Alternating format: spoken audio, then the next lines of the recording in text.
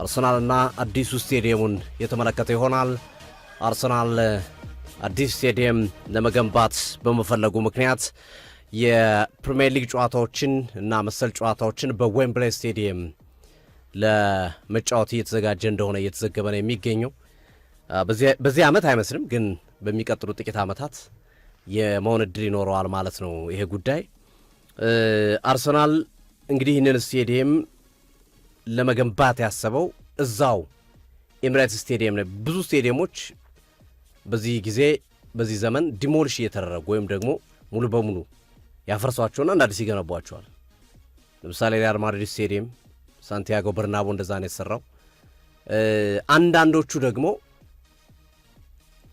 ስቴዲየሙ ባለበት ይሆንና ወይም ስቴዲየሙ ለሌላ አገልግሎት ይውልና አቅራቢያው ላይ ብዙ የሚያራቅ በአንድ ማይል ርቀት በአንድ ኪሎ ሜትር ርቀት ላይ ሌላ ስቴዲየም ይገነባሉ እና ይሄ ዓለም ላይ የተለመደ ነገር ነው። ግን አንድ ነገር የሚያስማማው ነገር አለ። አንድ ክለብ ስቴዲየም መገንባት ሲፈልግ አንድ ስቴፕ እያደገ ነው ማለት ነው። አንድ ስቴፕ የክለቡን ደረጃ እያሳደገ ነው፣ ወይም የክለቡን ተወዳጅነት ብራንዲንጉንና መሰል ነገሮችን ለማሳደግ የሚጠቅም ውሳኔ ነው። ስለዚህ አርሰናል ወደ ሀያልነት ለመሄድ የሚደረግ ሌላኛው አቅጣጫ ነው። በዋንጫ ብቻ አይደለም ሀያል የምትሆነው። ነገራችን ላይ ዋንጫ አንዱ የሀያልነት መገለጫ ሊሆን ይችላል። ግን ፋሲሊቲዎችህ፣ ስቴዲየምህ፣ ገቢህ እና መሰል ነገሮችም በዓለም ላይ ተጽዕኖ ፈጣሪ እንድትሆን ያደርጋል። ሪያል ማድሪድ ሀያል የሚባለው ዋንጫም ይወስዳል፣ የዘነጠ ስቴዲየም አለው፣ ገቢውን በጣም ከፍተኛ ነው እና መሰል ነገሮችን የሚያሟላ ነው እና አርሰናልም ጉዞ መንገዱ ወደዛ ይመስላል፣ ወደ ሀያልነት የሚያስኬድ ነው።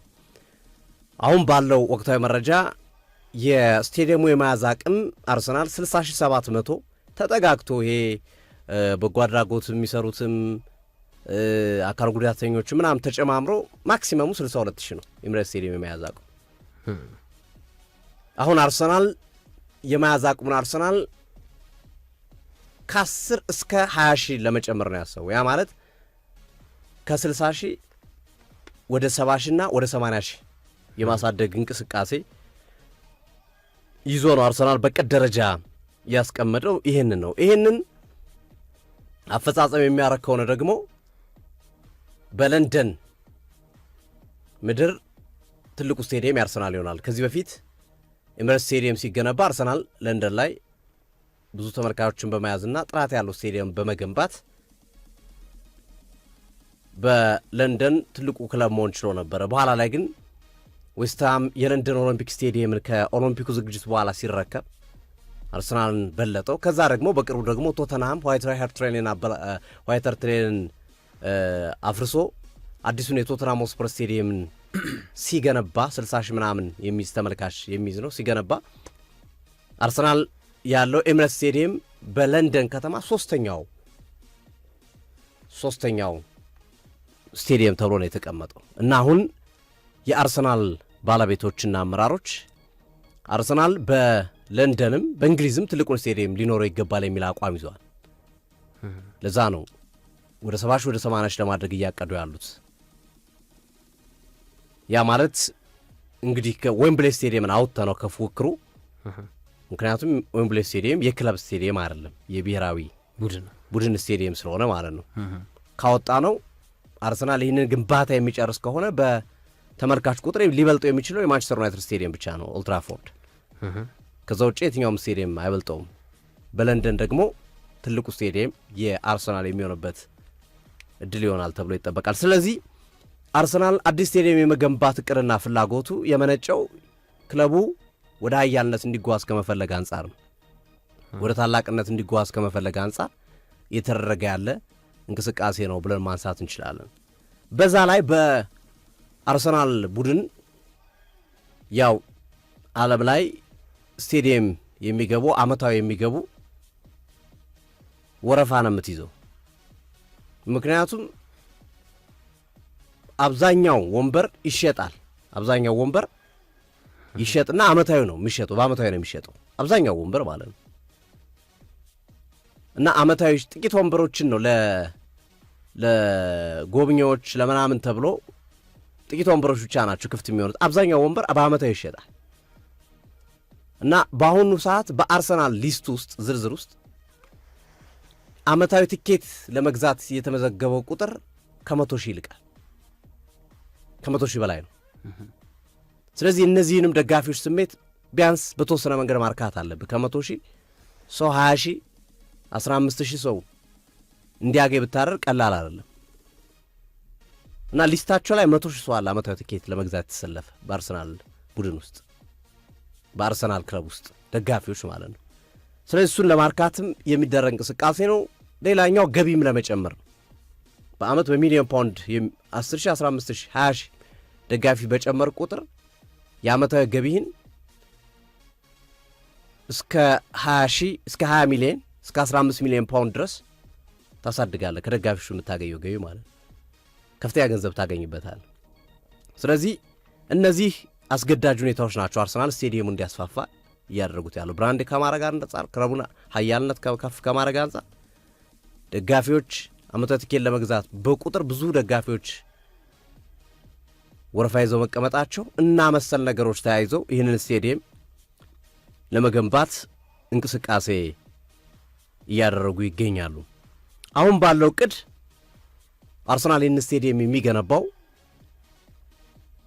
ለምሳሌ ሊቨርፑል በቅርቡ የተመልካቾቹ ቁጥር ጨምሯል፣ ግን አንዱ ስታንድ ላይ ነው በዛው አንዱ ስታንድ ላይ የተሻለ የግንባታ እንትን ያለው ቋሚው ምናምን ጠንካራ የሆነው ላይ የተሻለው ስታንድና የተሻለው ቦታ ላይ ተጨማሪ ነው የጨመሩበት እዛው ላይ ማለት ነው። ይሄኛው ግን የኤሚሬትስ ስቴዲየም እንደ ቅዳቸው የሚሳካላቸው ከሆነ ግን የአርሰናሎች እቅድ ሙሉ ስቴዲየሙን ነው የሚያድሱት። ወንበሮቹ እንደ አዲስ ይሰራሉ። ስቴዲየሙ ክዳን፣ የውጩ ሁኔታ እና በንጽጽር ስቴዲየሙ በቅርቡ ያው 20 ዓመት ሊሆነው ነው። ኦልሞስት 20 ዓመት ሊሆነው ነው። በቅርቡ የተሰራ ስቴዲየም አይደለም። ያው 2006 ነው ከሃይብሪ ለቀው ኤሚሬትስ የገቡት። ሶ ያንን መሰረት ባደረገ መንገድ ቴክኖሎጂውንም ማሻሻል ይፈልጋሉ። አሁን ማድሪድ ያለው ቴክኖሎጂ በጣም የተለየ ነው። በጣም ለማመን የሚከብድ ነው። ስፈልግ ኮንሰርት ታዘጋጅበታል። የቶተናም ተመሳሳይ ነው። የቶተናምና የማድሪድ ስቴዲየም የሰው ቁጥር መያዝ ካልሆነ በስተቀር አብዛኛዎቹ የታጠቁት ቴክኖሎጂ ተመሳሳይ ነው። ኢቭን ሳሩ ጨዋታ ካረክ በኋላ ተመልሶ ይቀመጣል። ከዛ ዝግትግት ይልና ለኮንሰርት መሆን ይችላል።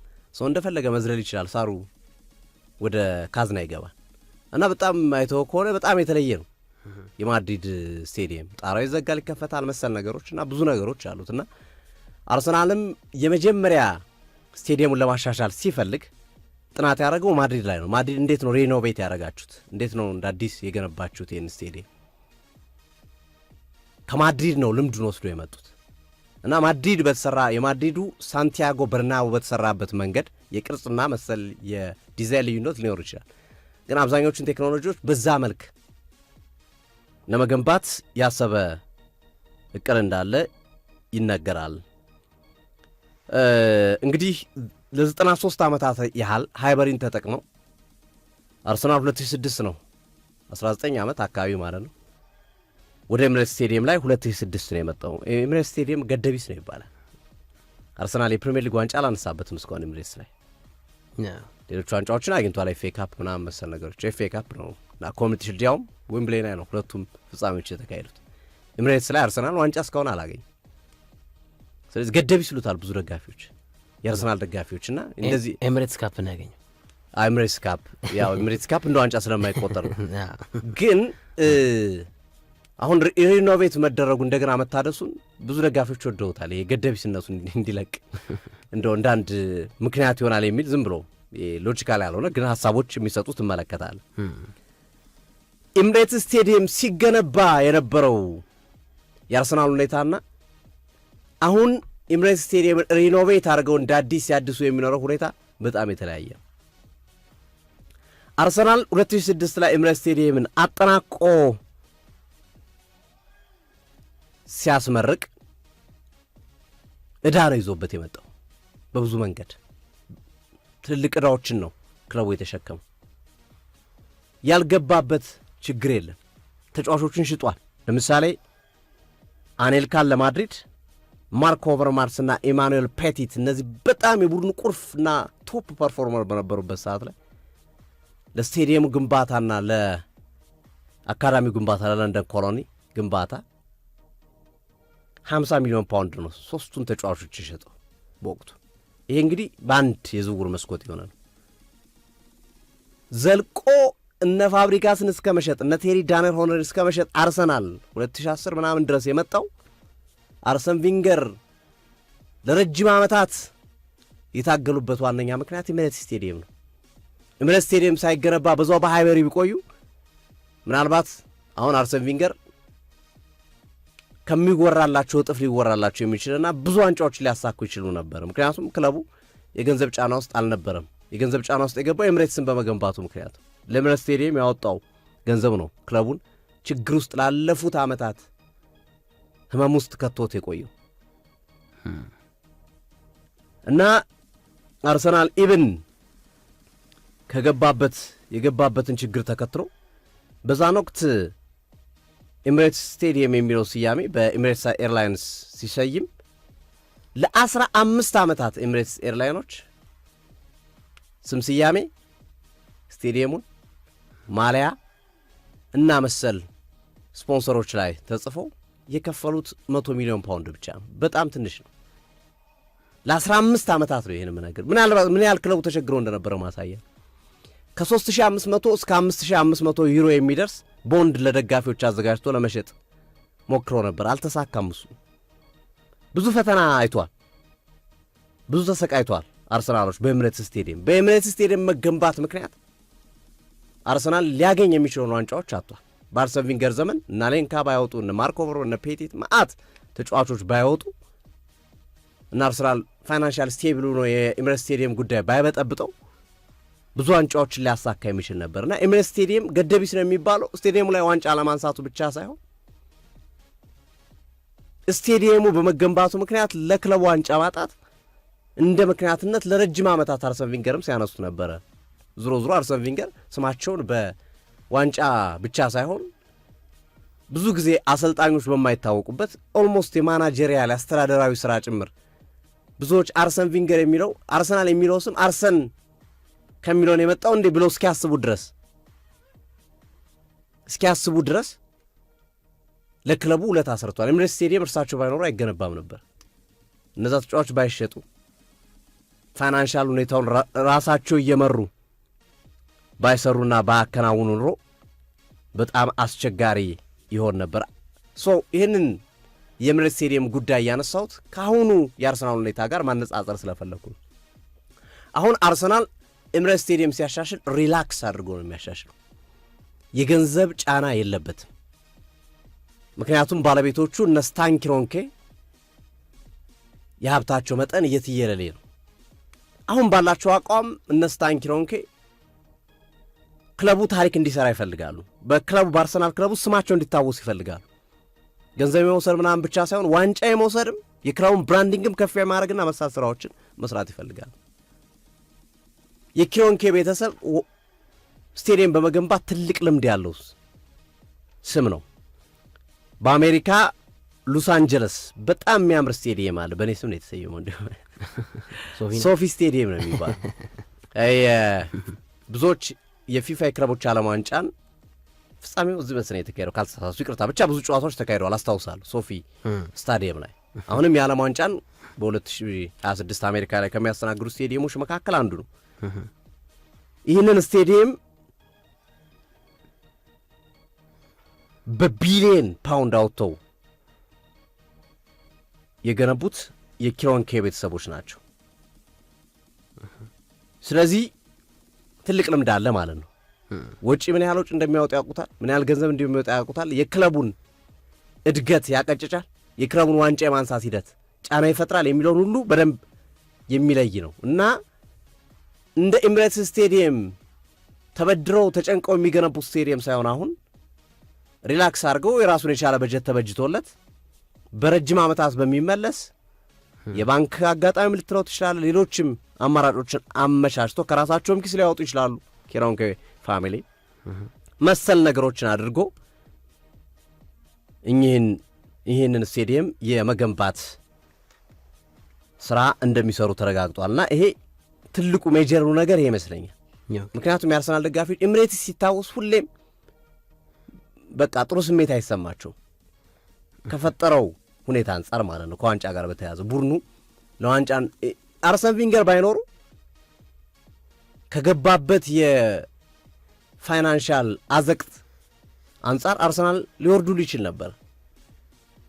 በወጣቶች በታዳጊዎች እነ ዋልኮትን እነ ፋብሪጋስን እያጫወቱ እነ ራምሴን በቃ ኤክስፔሪንስ የሌላቸውን ተጫዋቾች የአርሰን ቪንገር ቋሚ 11 እኮ ከዚህ ስቴዲየም መገንባት በኋላ ያሉትን ቋሚ 11ዎች ስትመለከታቸው እኮ አሁን ላይ ሌሎች ቡድኖች ቢያጫውቷቸው በታችኛው ዲቪዚዮን እንኳን የሚጫወቱ አይደለም። ጥቂት አሉ ታለንት ሊሆኑ ለምሳሌ ቅድም ለተጠቀስኳቸው እንደ ፋብሪጋስ ዋልኮት ምናምን አይነት ግን ኤክስፔሪንስ የሌላቸው ገና አዲስ ተጫዋቾችን ነው አማራጭ ስለሌላቸው መግዛት ስለማይችሉ አቅም ስለሌላቸው ትልቅ ውለታ ሰርተዋልና የዚህኛውና የዛኛው ስቴዲየም የግንባታ መንገድ እንትኑ ትኩረቱና ያለው ነገር በጣም በተለያየ ስሜት ውስጥ ነው የሚከናወን የስቴዲየም ግንባታ እንደሚሆን የሚጠበቅ ነው የሚሆነው ማለት ነው። ከዛ ውጪ አርሰናል አሁን ባለው ሂደት ብዙም ባያሰጋውም ግን እንዲህ አይነት ግንባታዎች መከናወናቸው የፕሮፊት ኤንድ ሳስቴናቢሊቲን እንደዚሁም የፋይናንሻል ፌር ፕሌይን ህጎችን አክብረው ከመስራት አንጻርም ጥሩ ጠቀሜታ ይኖራቸዋል ተብሎ ይጠበቃል። ስቴዲየም ውጭ ላይ ስለሆንኩ ብለህ ብዙ ነገሮችን የምታቃልልበት ወይም የምታስተካክልበትን መንገድ መፍጠር ይችላል። ስለዚህ አርሰናል ይህን ስቴዲየም የመገንባት እቅዱን ለከተማ አስተዳደሩና መሰል አካላቶች ኢንዳይሬክት ላይ አስገብቶ ተገምግሟል። እየታየ ነው ያለው። የተወሰኑ ዓመታት ይፈጃል። በነገራችን ላይ በአንድ የሚሆን አይደለም። አንዳንዶች 5 ዓመት ይሉታል፣ ከፈጠነው 2 ዓመት የሚሉት አሉ። ዝሮ ዝሮ የተወሰነ ጊዜ ይፈጃል እና በዚህን ጊዜ አርሰናል በትንሹ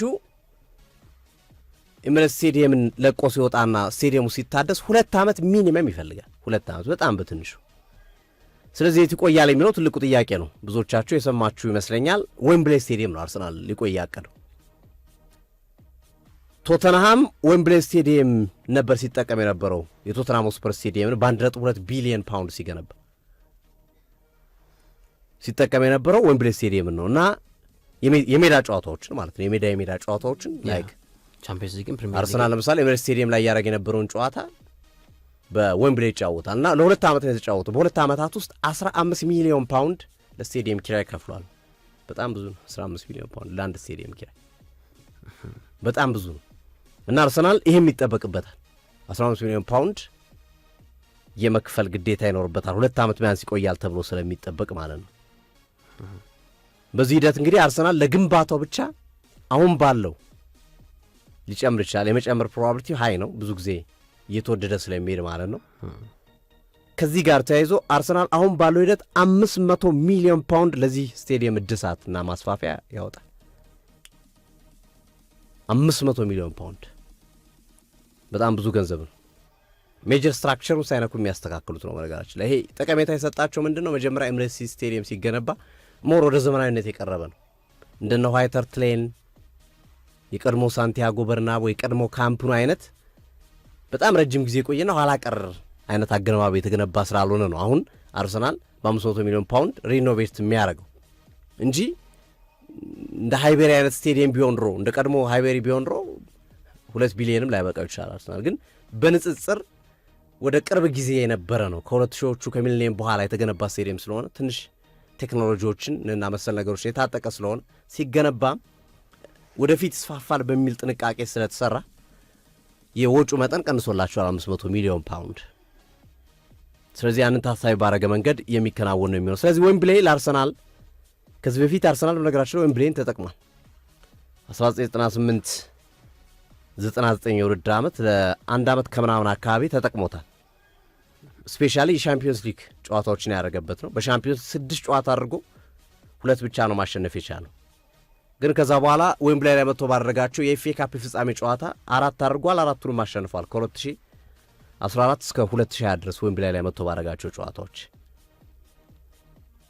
እና በተወሰነ መንገድ ደጋፊዎች የተወሰነ ርቀት ይኖረዋል ዌምብሌይ እና ኤምሬትስ።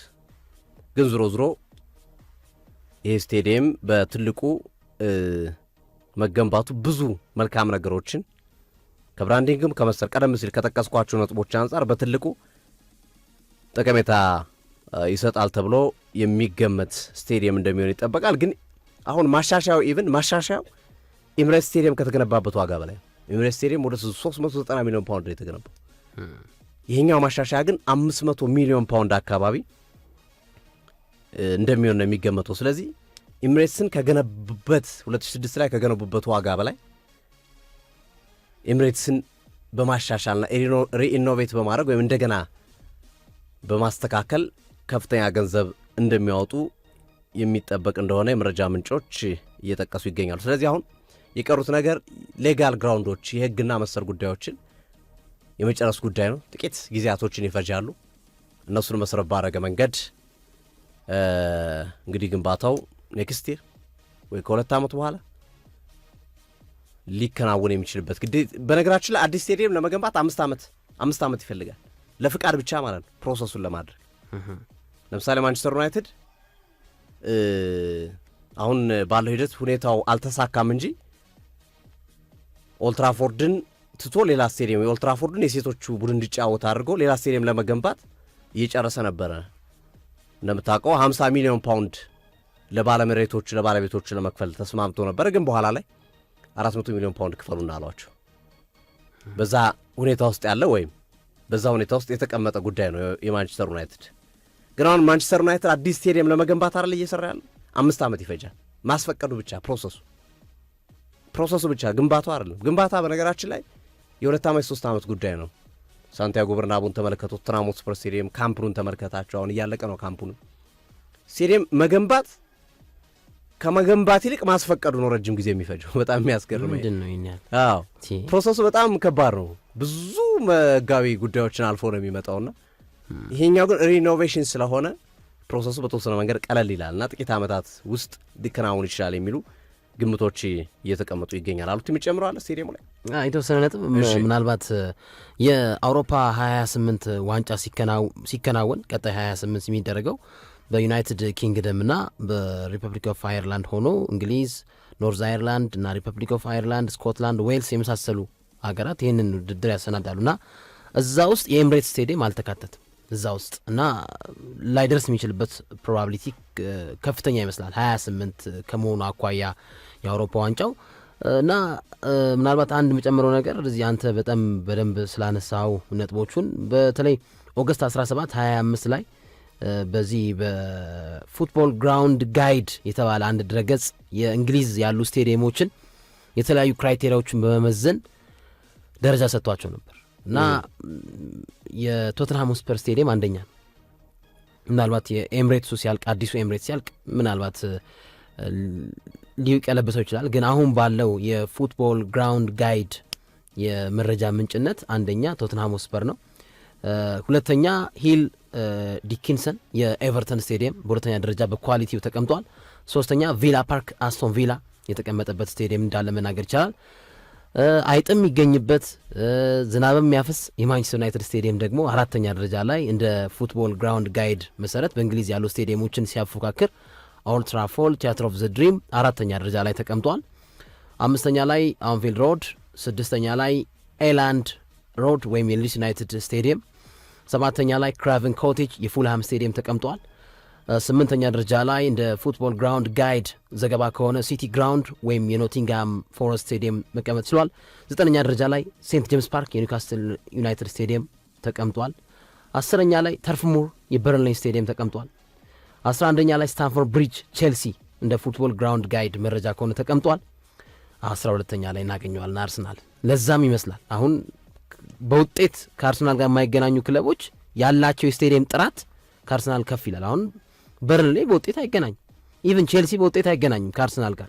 ኒውካስትል፣ ኖቲንግሃም፣ ፉልሃም፣ ሊድስ ዩናይትድ ከአርሰናል ጋር በስምም አይገናኙም፣ በውጤታማነትም አይገናኙም። ግን የስቴዲየማቸው ኳሊቲ እንደ ፉትቦል ግራውንድ ጋይድ ዘገባ ሲቀመጥ ከአርሰናል የተሻሉ ናቸው ተብሏል። እና አርሰናል የሚበልጠው የስታዲየም ኦፍ ላይት ሰንደርላንድን ነው። ወልቭስ ሞንሌክ ስቴዲየምን ይበልጣል። ኢትሃድ ከኢትሃድ ይሻላል። የኢትሃድም ኦልድ ሞዴል የሲቲ ስቴዲየም። ሰለርስ ፓርክ 16ኛ ደረጃ ላይ የተቀመጠ የክሪስታል ፓላስ ስቴዲየም ነው በእንግሊዝ።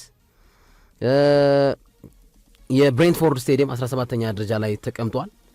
18ኛ ላይ አሜክስ ስቴዲየም የብራይተን ሆቭ አልቢዮን፣ 19ኛ ላይ ቪታሊቲ በርንማውስ፣ 20ኛ ደረጃ ላይ የተቀመጠው ይወርዳል ተብሎ ከሚጠበቁ ክለቦች መካከል አንዱ የሆነው የዌስትሃም ዩናይትድ ስቴዲየም ለንደን ስቴዲየም። ስለዚህ አርሰናል አሁን በደረጃ ፒክ ነው አይደል፣ አንደኛ ደረጃ ላይ ተቀምጧል። ግን በስቴዲየም ጥራት ሲቀመጥ 12ኛ ደረጃ ላይ የተቀመጠ የነ በርንሊ ስቴዲየም ከሱ መሻል፣ የነ ሴንት ጄምስ ፓርክ፣ ሲቲ ግራውንድ፣ ክራቨን ኮቴጅ፣ ኤላድ ሮድ መሻሉ ልክ አይደለም። የነ ቪላ ፓርክ ኢቨን የኤቨርተን ይሻላል ተብሏል። እና ትክክለኛ መንገድ እንደውም የዘገየ ነው ብዬ ነው የማስበው። አሁን ካለው የአርሰናል በክረምቱ ብዙ ውር የፈጸመ ቡድን ነው። ዋንጫዎቹን ለማሳካት የሚገመት ቡድን ነው። ሰው በስቴዲየም ረገድ ግን ኳሊቲው ዝቅ ማለት ነገር አለና እንዳልከው ወደ ብራንዱ ለመምጣት ይሄ ብራንዲንጉ ከፍ ለማድረግ የስቴዲየም ጥራቱም አንደኛው ዋነኛ ማሳያ ነው። በደንብ ኢንካም ጀነሬት የሚያደርግበት ይሆናል የሚል እሳቤ ያለኝ። አንተ በደንብ ስለገለጽከው ነው ይሄንን የፉትቦል ግራውንድ ጋይድን መረጃ በዋቢነት ጠቅሼ መረጃውን ተደራሽ ያደረኩት። እንግዲህ የተለያዩ መገናኛ ብዙሃኖች ወይም የተለያዩ አካላቶች የራሳቸውን መስፈርት አውጥቶ ጥናቶች የሚሰሩበት ሂደት አለ። አንዳንድ ስቴዲየሞችን ከቁጥር አንጻር ብቻ ይገመግሟቸዋል። ከቁጥር ማለት ለምሳሌ ኦልትራፎርድ 90 ምናምን ሺህ ተመልካች ይዛል፣ 98 ሺህ ሊል ይችላል። በእንግሊዝ ምድር አንደኛው ነው። በቃ አለቅ ይዘጋባል። ቅድም ለምሳሌ አነሳሁት እኔ ካነሳሁት መረጃ መሰረት ዌስትሃም፣ ቶተናም ከዛ አርሰናል ሶስቱ ናቸው ለንደን ላይ በመያዝ ቁጥር ከአንድ እስከ 3 የተቀመጡን አርሰናል 3ኛ ላይ ነው ብዬ አስቀምጫለሁ ከቁጥር አንጻር። ሌሎቹ ደግሞ ከቴክኖሎጂ አንጻርና መሰል ነገሮች ላይ ይለካሉ።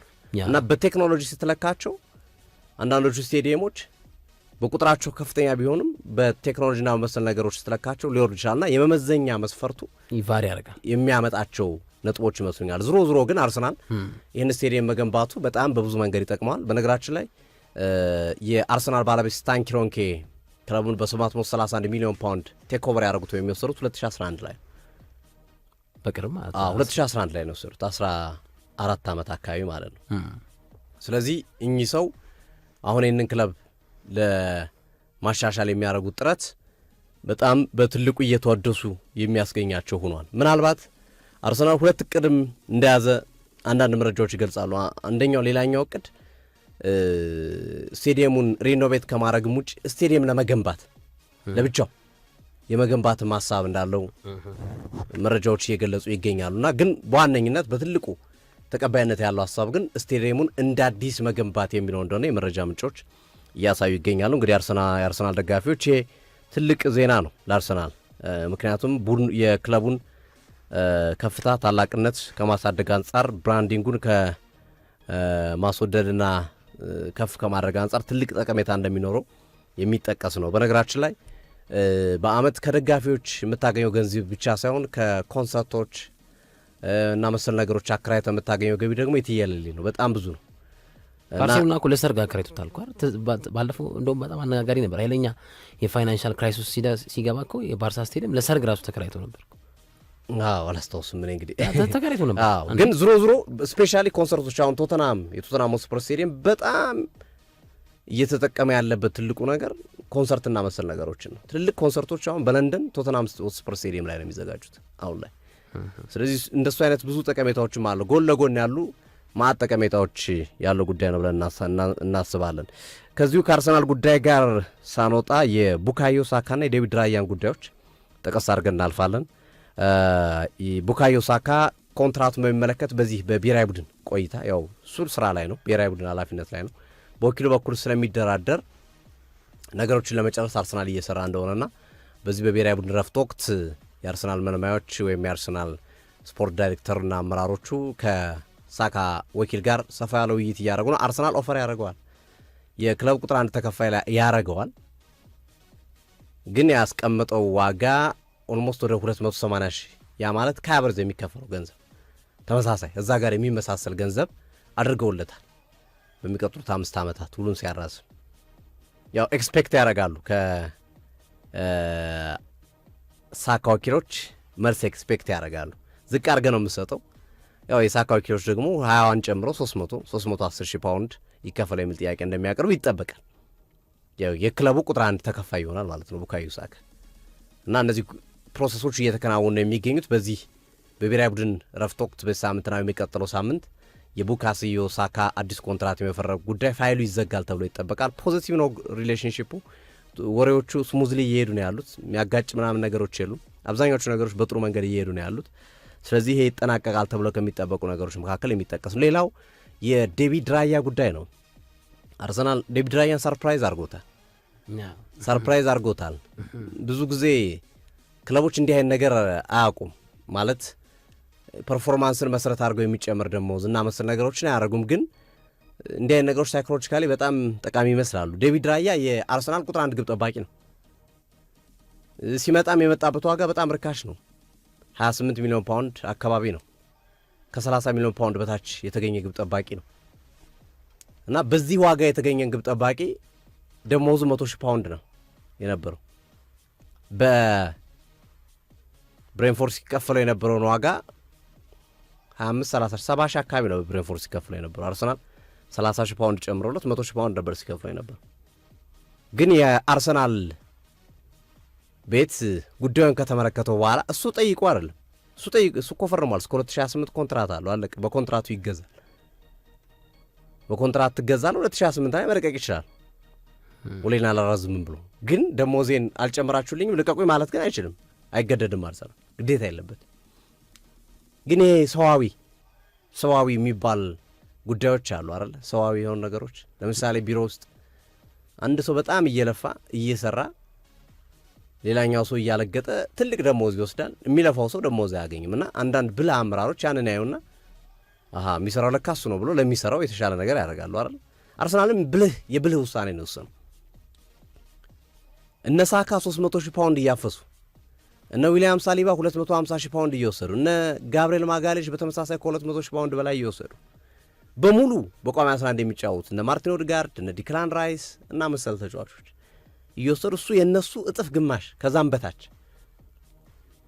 እየተከፈለው መጫወት ሳይኮሎጂካሊ የሚፈጥረውን ተጽዕኖ በግልጽ ይታወቃል ከስነ ልቦና አንጻር።